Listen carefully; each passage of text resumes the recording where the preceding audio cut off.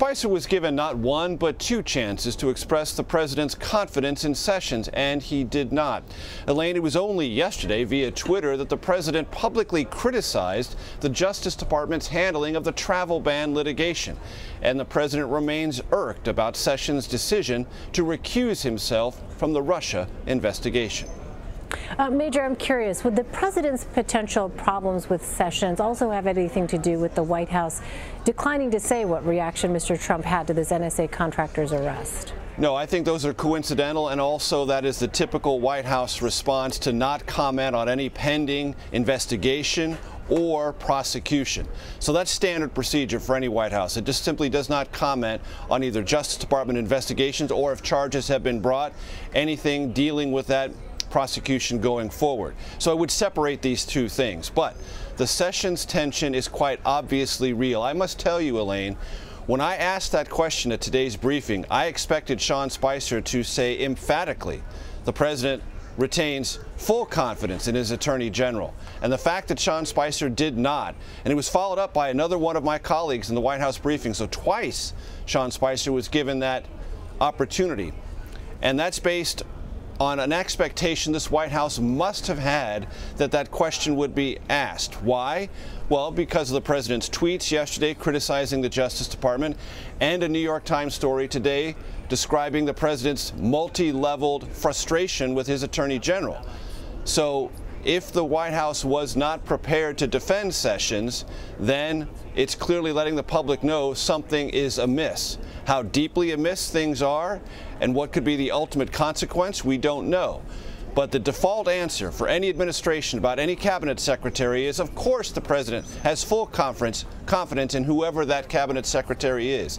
The absence of that declaration today must be interpreted as a sign of, for the first time, public tension between the Attorney General and the President.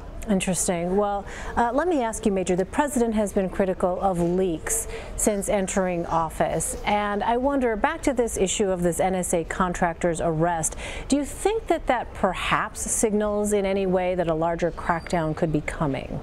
Well, I think a crackdown has been attempted all along. Every president dislikes leaks, and as we pointed out, the Obama administration was more aggressive about not only rooting them out but prosecuting them than any previous administration.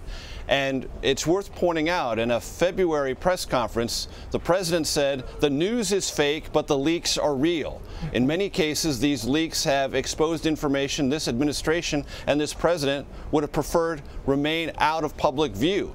And so the president has been absolutely emphatic to his Justice Department and every other aspect of this government. If you find leakers, bring them to our attention and we will carry out prosecutions. He's vowed to do that in statements, in public utterances, and on Twitter. So this is one case, but if there are other examples of it, this president has guaranteed the country he will find them and he will order his Justice Department to prosecute them. On another topic, Major, President Trump cracked a joke about his son-in-law on Tuesday. Let's go ahead and take a listen to that. I appreciate everything with Jared. Jared's actually become much more famous than me. I'm a little bit upset about that. Okay, Major, how should we interpret that? You're setting me up here, Elaine. It's a nice, big, juicy softball, so let me try to take a swing at it.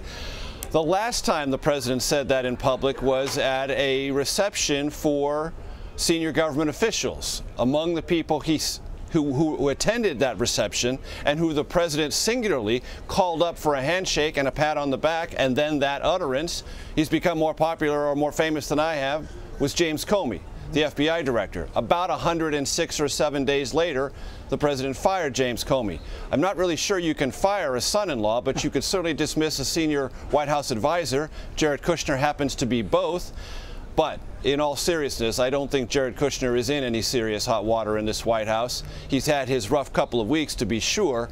But whenever the president says you become more famous than him, he is putting you on the awkward side of your interpersonal history. Yeah, some raised eyebrows, no doubt. Major Garrett at the White House. Major, thanks so much.